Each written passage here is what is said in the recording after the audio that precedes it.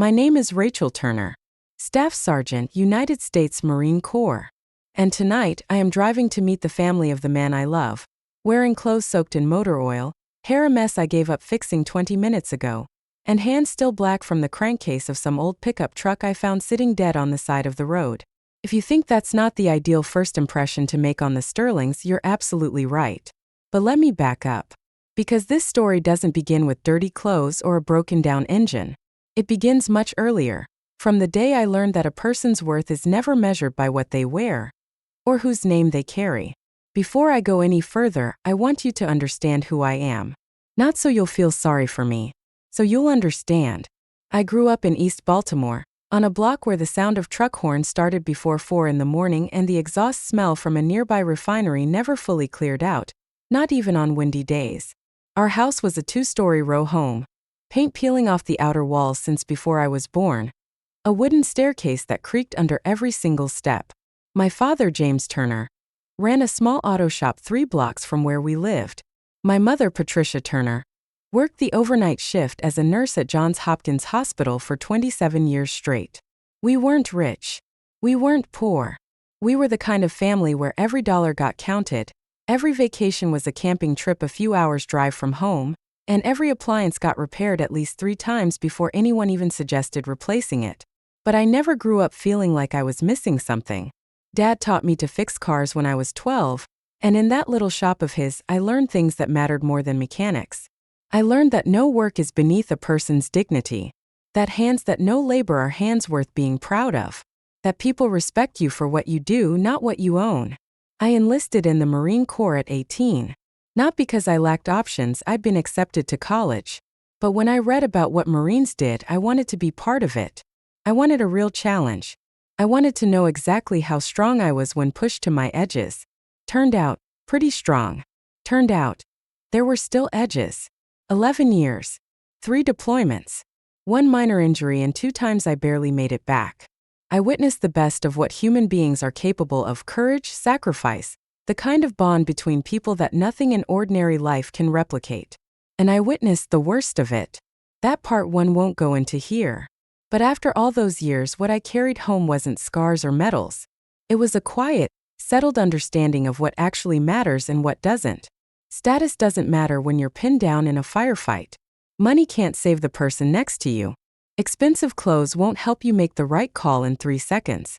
Real character, courage, honesty, kindness with no expectation of return. Those are the things I learned to recognize and to value. And they're the things I look for in other people. That's why I fell for Lucas Sterling, even though he wore a pressed Oxford shirt and a watch that probably cost a month of my salary. And that's also why I wasn't entirely calm on the drive to the Sterling house that evening. Not because I thought I was less than them, but because I knew that people like Edward Sterling sometimes only look at the surface before they decide whether to look any deeper. Still, I knew one thing clearly. Whatever happened that night, I was not going to walk through that door and pretend to be someone I wasn't. I was Rachel Turner, daughter of James and Patricia Turner from Baltimore. That was the only thing I carried with me that no one could ever take away. I met Lucas Sterling on a Friday afternoon in October, at a small coffee shop about 30 minutes from Camp Pendleton. The place was called Harbor Mug, the kind of local spot with ivy climbing the outside wall, and the smell of dark roasted coffee drifting all the way out to the sidewalk. I liked it for the corner table in the back, where the light was good and foot traffic stayed low. Ideal conditions for reading without being interrupted.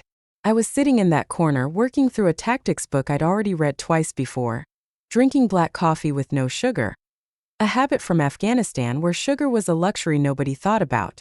Lucas sat down at the table across from me. Not to meet me. The shop was packed that afternoon and it was the only seat left. "Mind if I sit here?" he asked. I looked up. He could have stepped out of a magazine. White Oxford shirt pressed without a single wrinkle, a watch on his wrist that cost more than I earned in a month, and the way he carried himself, back straight, shoulders easy, the posture of someone more accustomed to being served than to serving. "Go ahead," I said and went back to my book. He glanced at the cover. On War by Clausewitz.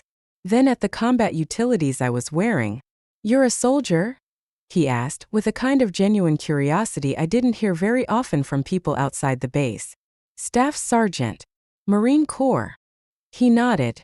None of the surprise or quiet judgment I usually got. I'm Lucas. Lucas Sterling. I shook his hand. Rachel Turner. I had no idea what the name Sterling meant until much later. That afternoon he was just a stranger with a firm handshake and eyes that didn't drift away. We talked for 2 hours. About books, about war, he'd studied military history at Yale, about coffee, about nothing in particular. And when I finally left, I realized it was the first time in a long while I'd talked to someone outside the base without guarding every word. Without building up that invisible glass wall I usually kept around myself. 3 months later we were dating. 6 months after that he said, "My parents want to meet you." I have to be honest. Those words made me more anxious than the time I had to disarm an IED in a dark alley in Fallujah. Not because I lacked confidence. I had been through situations that most people never get close to imagining. I had led a fire team under live fire, made life or death calls in under 3 seconds, looked straight at fear and kept my hands steady. But the Sterling family was different. What are they like? I asked Lucas one evening while we sat on the beach watching the water move. He went quiet for a moment, the kind of silence from someone weighing whether to say the honest thing. "My father is Edward Sterling," he began. "He built Sterling Industries from nothing. Now it operates across 4 sectors with offices in 12 countries. He's a man with very high standards. About everything. About everything. Especially about the woman his son brings home." I stared out at the water. Meaning he won't be thrilled about a girl from Baltimore whose dad's a mechanic, whose mom's a nurse, and whose job is carrying a weapon into places most people never want to think about. Lucas didn't deny it. He just held my hand. "But I'm with you. And that matters more." I wanted to believe him. The truth is, I did believe him. Lucas wasn't the kind of man who said things he didn't mean. That was one of the things I loved about him. But I also knew that love doesn't always get you through a formal dinner with a powerful family in one piece. For 2 weeks before the dinner, I prepared the way I prepared for a real mission. I researched. I read everything I could find about Sterling Industries, about Edward Sterling, about the family's history going back 2 generations. I learned the company's founding story, its major acquisitions, the industries it touched. I read 2 profiles of Edward Sterling from business publications. Both painted him as exacting, self-made, and deeply proud of what he had built from nothing. The kind of man who respected hard work in theory and perhaps looked at it differently in practice. I practiced formal Western table settings because, based on what Lucas described, his family ate dinner like it was a state banquet. I watched online tutorials of all things about British-style formal dining. I practiced holding a fish fork and a dessert spoon at the same time until it stopped feeling absurd. I bought a dark, understated outfit, elegant without being theatrical, formal enough that I wouldn't look like I was playing dress-up. Sergeant Daniels, my closest friend in the Corps, the man who once pulled me out of a crossfire in Helmand, came by the barracks and found me practicing walking in 2-inch heels. He laughed until he was lying on the floor.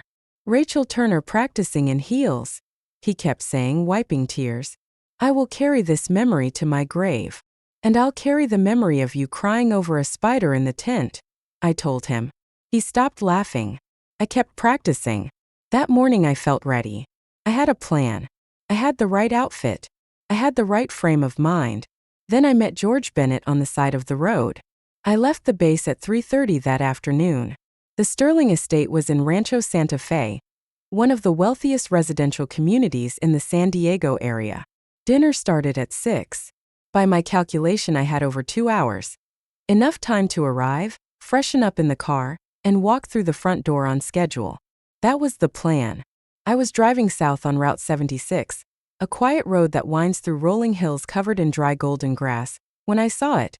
An old Ford F-150, red faded down to something close to pink, pulled over on the right shoulder with the hood up. Standing next to it was an elderly man, white hair, olive green ball cap, leaning over the engine bay with the expression of someone who wasn't sure what he was looking at. I noticed the cap. Low crown, military style. Not the kind you pick up at a boutique. The kind a man wears because he wore one somewhere real. I blew past. Then I checked my mirror. He had straightened up and was looking around. No other cars on the road. The afternoon sun was still hammering down. He'd probably been standing there for a while.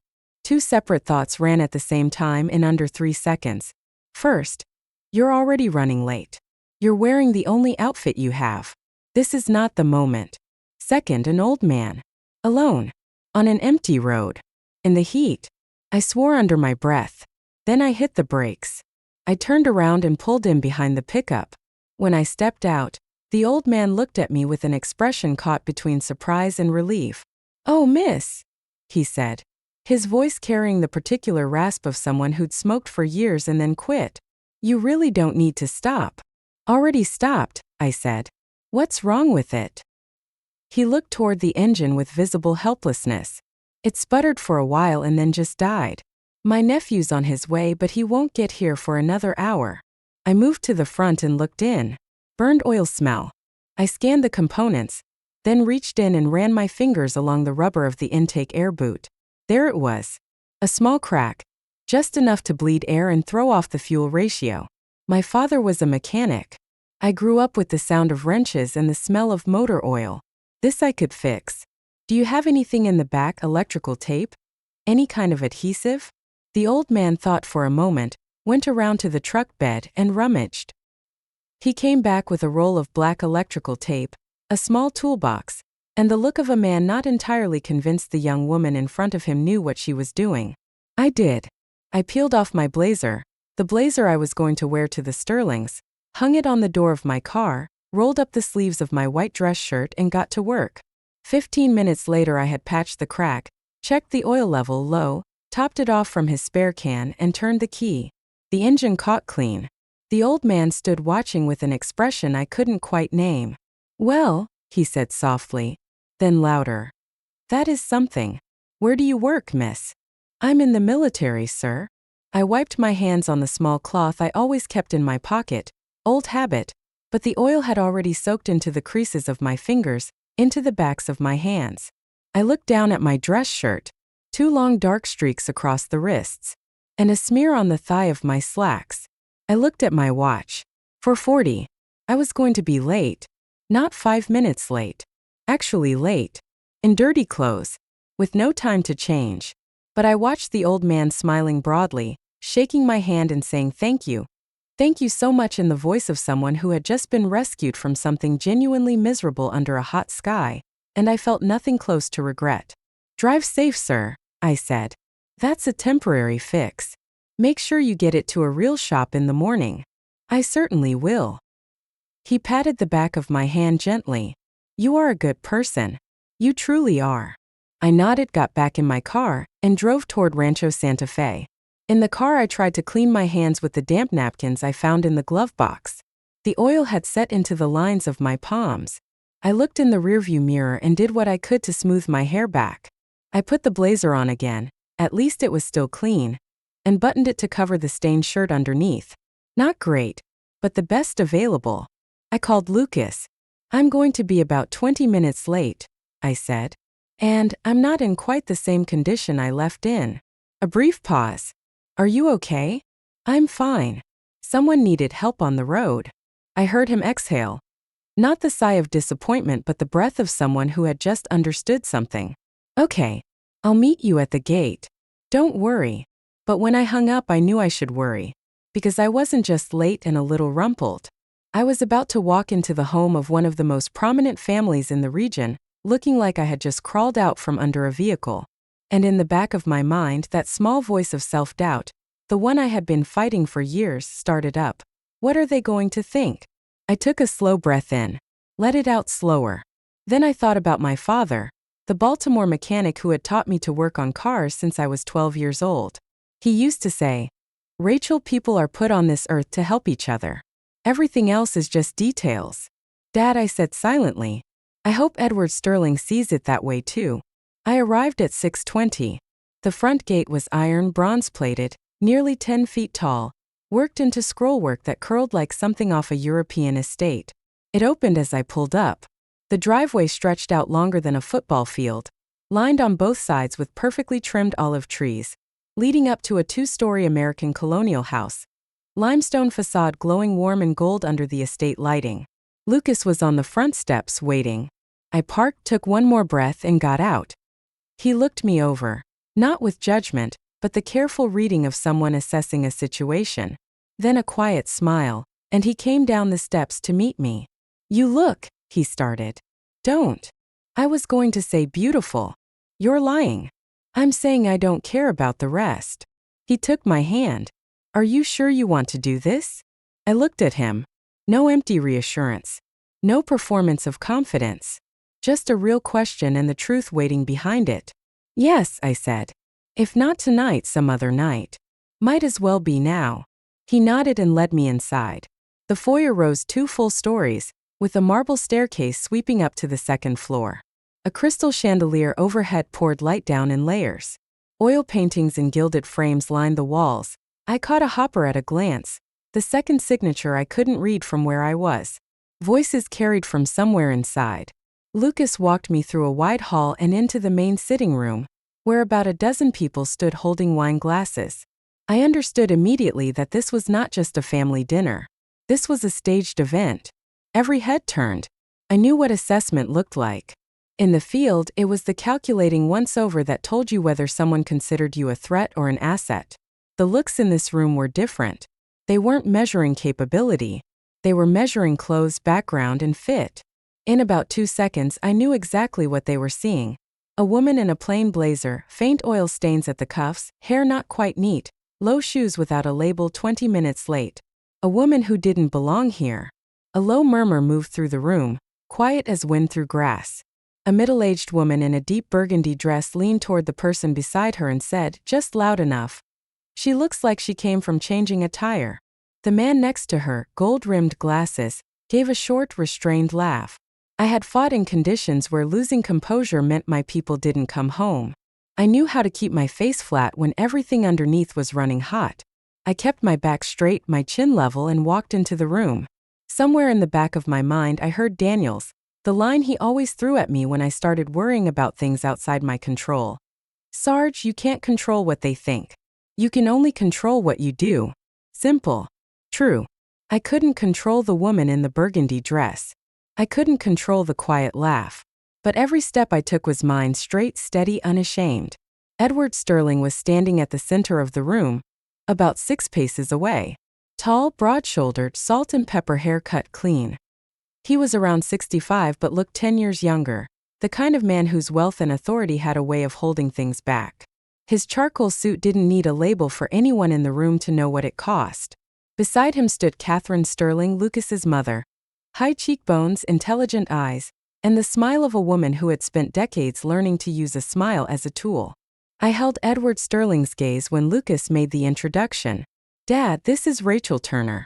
The woman I told you about." A beat. Sterling looked me over from head to foot, openly, without pretense. "Rachel." His handshake was firm in the way of a man who tests people with a grip. "Lucas has told me quite a bit about you." "I've heard a great deal about you as well, sir," I said, keeping my tone level. "I apologize for being late. Someone needed help on the road." A barely visible raise of one brow. "Is that so?" That was all he said about it. Dinner began at 6:30 in a dining room built for 20, walnut furniture polished to a mirror, real silver flatware. Candles running the full length of the table like something out of a medieval feast. I sat between Lucas and a distant cousin of his named Philip, who spent most of the meal describing a vineyard property he'd recently bought in Napa Valley. To my right, an empty chair. Sterling sat at the head of the table, Catherine beside him. And from there, every few minutes, I felt his gaze move over me. Unhidden, deliberate, the way a man takes inventory. I ate with correct form. I spoke when spoken to. I smiled at the right moments. I was the best available version of Rachel Turner, trying not to make a scene in front of her boyfriend's father. Then Sterling started in. "Rachel," he said, during a natural lull, his voice easily carrying the length of the table. "Lucas tells me you're a staff sergeant. Marine Corps."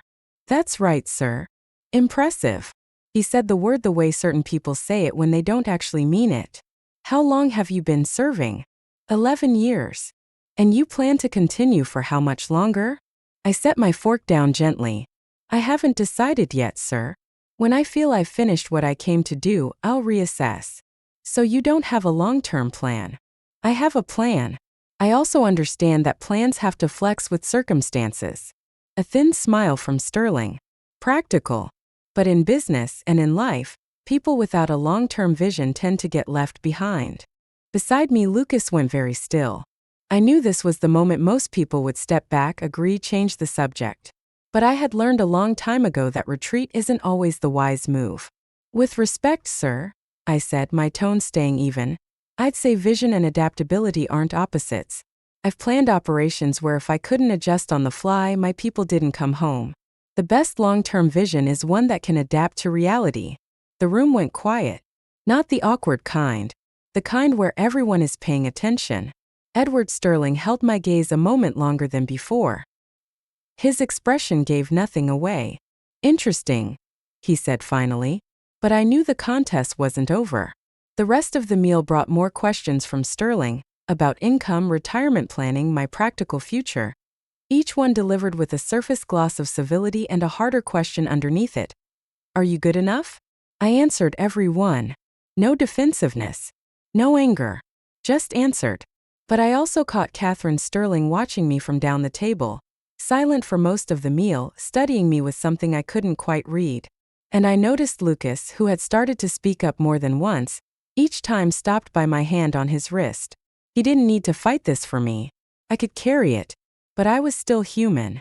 And there is a threshold that no amount of training erases completely, that sensation of being weighed and found short. I took a sip of water, looked down at the glass, and for the first time that evening, I wondered whether stopping on the road had been the wrong call. If you hadn't stopped, you'd have arrived on time. Clean clothes. Nothing for anyone to notice. Then I thought of the old man standing alone under the afternoon sun beside a dead truck. No one stopping. No, I hadn't made the wrong call. The doorbell rang at 7:15, just as the staff was clearing the main course. Every head turned toward the dining room entrance. Clearly no one was expecting anyone else. A staff member stepped in and leaned down to speak quietly to Sterling. I watched Sterling's brow lift, then settle into an expression I couldn't immediately place. Surprised, but not uncomfortably so. Something deeper than that. Show him in, Sterling said. And George Bennett walked into the dining room. I recognized him at once. The olive cap was now held in his hands rather than on his head. He was still dressed simply, but had the look of a man who'd had time to go home and change shirts. White hair combed neater than before. His back was straight in the way that sticks to a man long after his service ends. When he walked in, Edward Sterling rose from his chair. Not the polite half-rise of hospitality.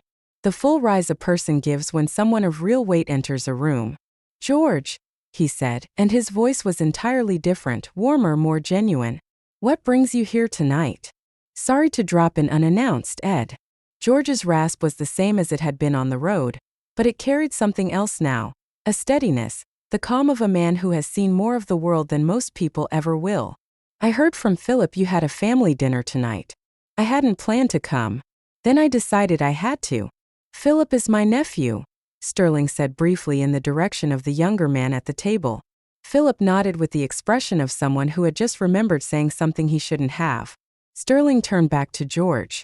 Would you sit? We just finished the... No, I won't eat. George raised one hand. Then his eyes moved around the table. And when they reached me, they stopped. A smile broke across his face, wide, real. The smile of a man who has found exactly what he was looking for. There she is, he said quietly. Everyone looked at me. I didn't know what to do except look back at him. Young lady, Bennett said, stepping closer to the table. Do you recognize me? Yes, sir. I stood. The red F-150. He laughed out loud, a full unguarded laugh. Exactly right. He turned to Edward Sterling. Ed, do you know who this woman is? Sterling glanced at me, then back at Bennett. This is Rachel Turner, Lucas's girlfriend. I know she's Lucas's girlfriend, but there's something else I want you to know about her. The room had gone completely still. No one lifted a wine glass. No one touched their food. Bennett pulled out the empty chair, the one that had been beside me all evening, and sat down in it with the ease of a man who had sat in this room many times before. My name is George Bennett, he said, addressing the whole table calmly. Some of you know me. Some don't. That's not the point. He set his cap on the table. The point is that today my truck broke down on Route 76. 4:30 in the afternoon. 81 degrees outside. I was standing there by myself, and I'd called my nephew, but he was still an hour away. He paused. 3 or 4 cars went by without stopping. Then one stopped. A young woman got out, asked what was wrong, bent over the engine and fixed it. He looked at me. She didn't know who I was. Didn't ask. Didn't need to. She just saw an old man on the side of the road and pulled over. Another pause. After she drove away, I called my nephew to ask if there was anything going on that evening. My nephew is Philip. And Philip said Ed was hosting a family dinner here with his son and his son's girlfriend. He looked at me with warm eyes. I figured that was you. The silence that followed was nothing like what had come before. Not the silence of judgment or calculation. The silence of surprise, and then one by one around the table, of something that looked very much like shame. I watched the woman in the burgundy dress look down into her glass. I watched the man with the gold-rimmed glasses look off toward the wall. And I watched Edward Sterling. He was looking at me. Not the measuring look he'd held all evening. Something else, heavier and more complicated. "George," Sterling said, his voice quieter than it had been all night. "You came here just for this?" "I came," Bennett said slowly, "because I know you. And I know you sometimes need reminding." He held Sterling's gaze. "Do you remember the summer of 1971, Ed?" Something shifted on Edward Sterling's face. "Hugh," Bennett said, just the one word just below normal volume. Enough to make Sterling's jaw tighten. "You were down in an alley. Wounded. And someone stopped to help you when they could have kept on walking." Bennett sat straight. "I'm not saying this because you owe me anything. You don't owe me a thing. But I want you to remember what it felt like to be lying there while a stranger stopped. Someone who had no idea who you were and didn't need to know. Someone who just saw a person who needed help." That moment stretched. I forgot to breathe. Edward Sterling straightened up. Not the straight posture of authority he had worn all evening. The kind a man holds when he is carrying something heavier than usual. He looked down at the table. Then he looked up at me. "Rachel," he said. "Sir." A long pause. "The questions I asked you tonight, I didn't ask them because I cared about your answers," he said slowly, each word as though being pulled up from somewhere deep. "I asked them because I had already decided you weren't right for us, before I knew a single thing about you. I said nothing.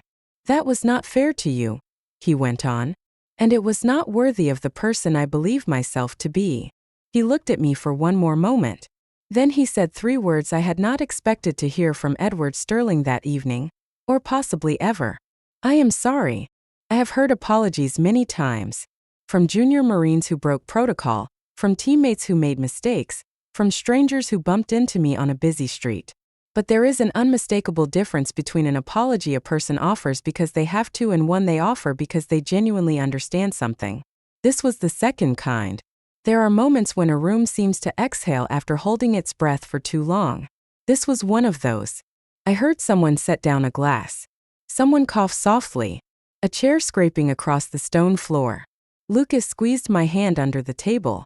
I looked at Edward Sterling and I saw, beneath all the authority and the high standards and the hard exterior he had worn like a second suit all evening, a human being. A man who had once lain in an alley in Hugh in 1971, grateful that a stranger had chosen to stop. "You don't need to apologize to me, sir," I said. My voice came out steady, not because I was forcing it but because I meant what I was saying. "You love your son. That's not a fault." Sterling held my gaze. "Perhaps. But the way I showed it tonight wasn't right." Catherine Sterling, who had been almost entirely silent for the whole evening, spoke for the first time, her voice soft. "Rachel, would you be willing to tell us about your work? Not the way you've been questioned tonight.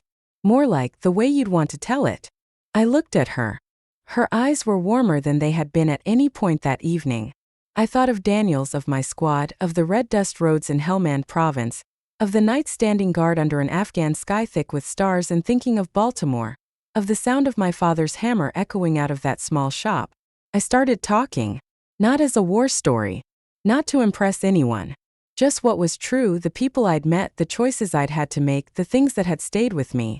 I talked about leading my fire team into an unscouted area for the first time, that weight of responsibility so heavy I could barely breathe, and how I learned to carry it the way you carry a pack. Heavy but bearable with practice. I talked about a morning in Fallujah, when we found an old well the locals hadn't been able to use because the water was contaminated. My squad spent 2 days helping clean it out and get it working again. Not because anyone ordered us to, because we could. I talked about Daniels, who had dragged me out of a crossfire in a situation that I still, to this day, don't fully understand how I walked away from. I talked about my father, who taught me that hands that know how to work are hands that know how to respect. And that labor is never anything to be ashamed of. The dining room was quiet. Not politely quiet. Genuinely listening. George Bennett sat there nodding slowly to each story. His expression the look of someone hearing something familiar. After I finished the story about the well, he said quietly, "Good Marines always remember that the mission isn't only to fight. The mission is to leave the place better than you found it."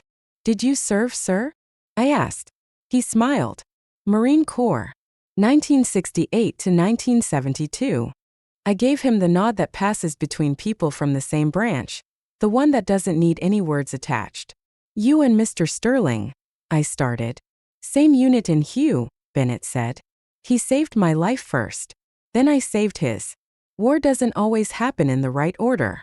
He smiled gently. "After that we lost touch for decades. Ran into each other about 12 years ago at a reunion. Have stayed in touch ever since." I looked over at Edward Sterling. He was watching Bennett the way a man watches a brother, not a blood brother but the kind that only combat makes. I understood that. The dinner ran another 2.5 hours after that moment. Not because anyone planned for it. But when the atmosphere in a room changes, the people in it change with it. Vivian, the woman in the burgundy dress who turned out to be Edward's sister, asked me about the history of the Marine Corps with what sounded like real curiosity. Douglas, the man with the gold-framed glasses, a longtime business partner of Edward's, told the table about how he tried to enlist as a young man but hadn't passed the medical, and laughed with a kind of self-deprecating honesty that hadn't been anywhere near the table an hour earlier. Catherine asked me about my parents, about Baltimore, about what I liked to eat and what I didn't. The questions of a mother who actually wanted to know who her son was building his life with. Lucas sat beside me and squeezed my hand now and then. And Edward Sterling. He didn't ask many more questions. But he listened. And that was the biggest change of all. Close to 10 o'clock, when people were beginning to leave, George Bennett pushed back his chair and rose. I walked out to the entrance hall with him. "You surprised me," I said when we were near the door. "I didn't mean to make your evening more complicated," he said, looking a little apologetic. "You didn't make it complicated." I looked at him. "You cut straight to what mattered." He smiled, the same broad, uncomplicated smile from the road that afternoon. "Do you want to know what I like about you? Besides the fact that you can fix an engine better than my nephew ever could." "What's that?" "You didn't ask who I was before you stopped." He looked straight at me. "You didn't search my name while you were sitting in your car. You didn't change how you treated me when you found out I knew the Sterlings." He laid a hand briefly on my shoulder. "You acted exactly the same from start to finish. That's rarer than you'd think." I had nothing to say to that. Which almost never happens. "Go home," Bennett said. "And next time keep a spare set of clothes in the car. Just for convenience." He settled the cap on his head and walked out the front door. His silhouette grew smaller down the long driveway. I stood at the entrance of the Sterling estate at 9:45. Lucas beside me. The night air carried jasmine from somewhere in the garden and the cool coastal edge that arrives in October. "Are you okay?" he asked. I thought about the question honestly. "I'm not completely sure," I said. "I think so. I just need a night to process everything." He nodded. "No pressure." "Your father," I started. "He knows how he treated you tonight wasn't right," Lucas said. "He won't say that twice. He's not the kind of man who does. But you'll see the difference." I'm not angry at him. And when I said it, I realized I meant it entirely. He loves you. He was trying to protect you. The way he went about it was wrong, but the instinct behind it wasn't bad. You forgive too easily. It's not forgiveness. It's understanding. There's a difference. He looked at me for a long moment. You are something else, Rachel Turner. I'm a girl from Baltimore, father's a mechanic, mother's a nurse, currently wearing oil-stained clothes, I said. Maybe that's exactly what you like. He laughed. The real thing unforced, the laugh I had fallen for in that coffee shop the very first day. Maybe it is. I got in my car. Looked back once at the Sterling house, warm light in the windows, the long shadows of the olive trees lying across the ground. Then I drove away. On the drive home I passed the stretch of Route 76 where I had pulled over that afternoon. Nothing remarkable there now. Just a straight road under sparse streetlights and darkness on both sides. If you didn't already know, you could drive straight through it and never think, something that mattered happened here. That's true of most moments that matter. They look ordinary from the outside. A road. A coffee shop. A broken-down truck. A stranger. No soundtrack. No dramatic light change. Just life moving through ordinary moments, and whatever it is that you choose to do when those moments appear. I thought of something Captain Morris, my commanding officer on the second deployment, used to say in squad briefings. Character isn't built in a crisis. It's revealed in one.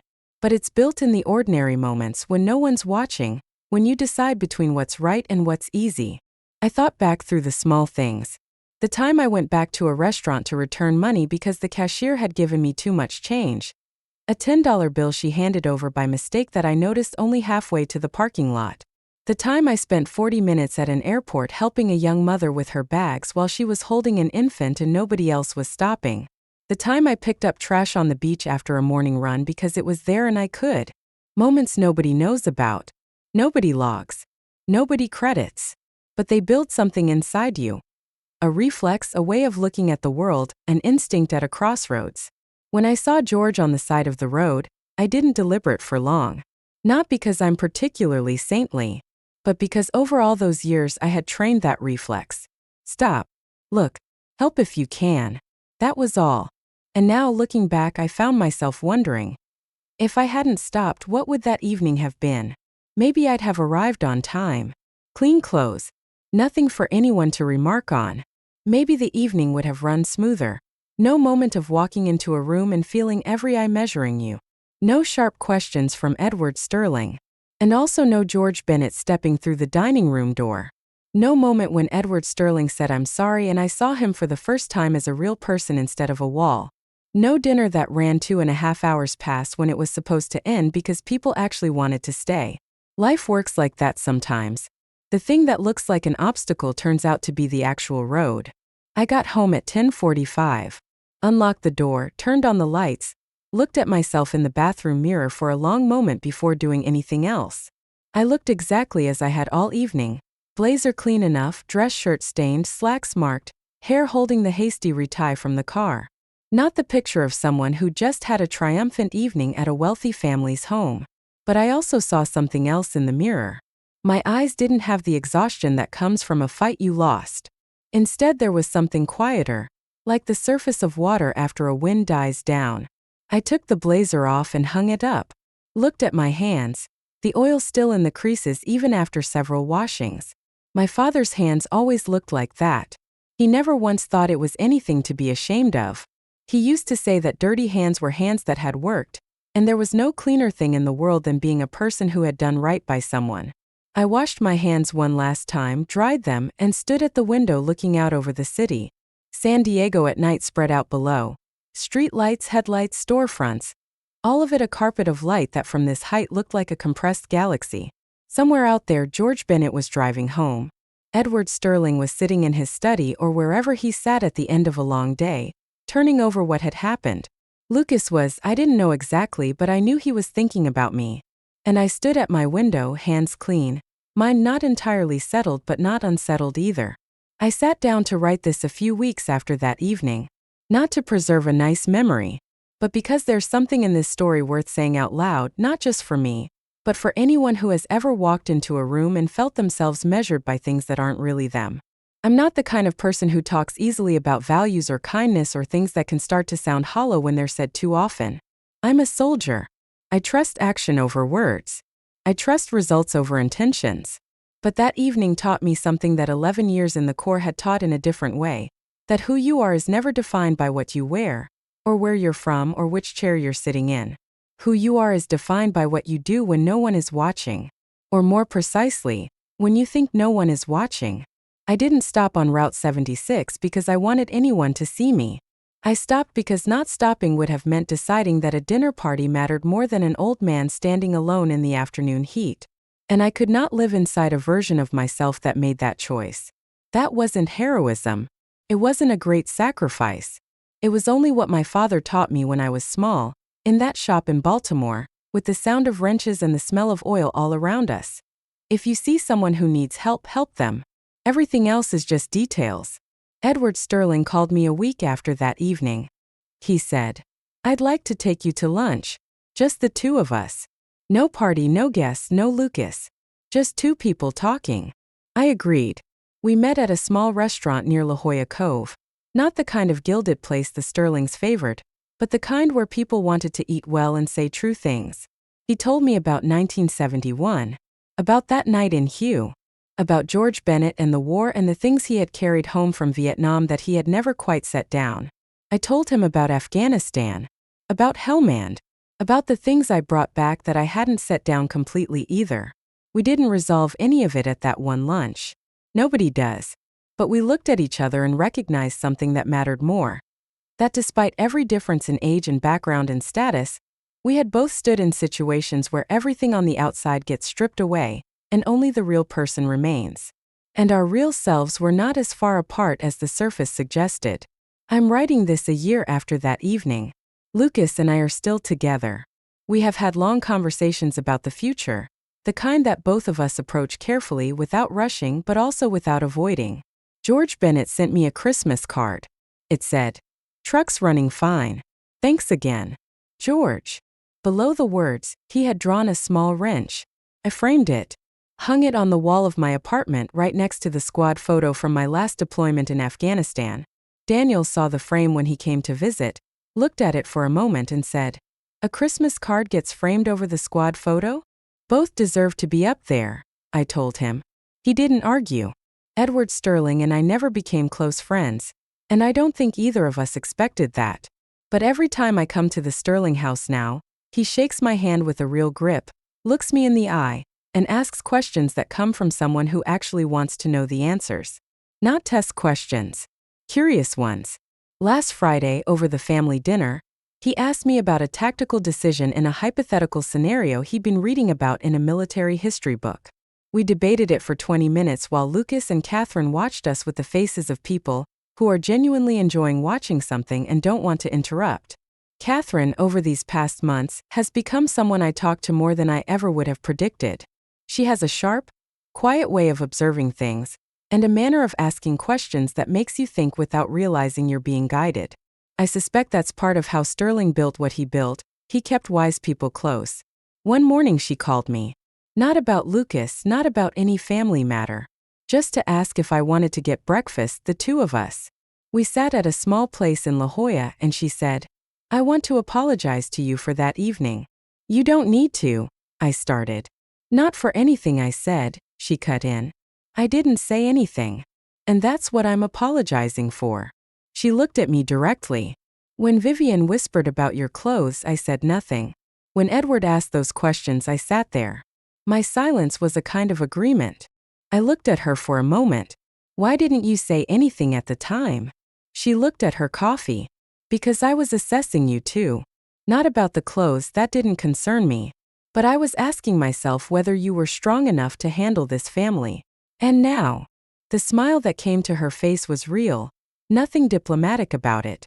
"Now I think that question was unnecessary. That's not a Hollywood ending." There was no single moment where every misunderstanding dissolved and everyone embraced. The Sterlings are still complicated people with high standards and expectations that aren't always easy to meet. But they are real people. And when you can see someone as real, with all their strengths and weaknesses, their old wounds and their imperfect attempts, you can't stay angry at them easily. You can only try to understand. That's what I learned. Not only from that one evening, but through 11 years in the Corps, through all the people I fought beside and all the people I met once and never saw again, through moment after moment where differences, race, class, belief, dissolved under the weight of real circumstances and only person stood before person. A person's true worth isn't visible in a formal dining room over silver flatware. It's visible on the side of a road at 4:30 in the afternoon, in 81-degree heat, when you have to choose between stopping and driving on. My name is Rachel Turner, Staff Sergeant, United States Marine Corps.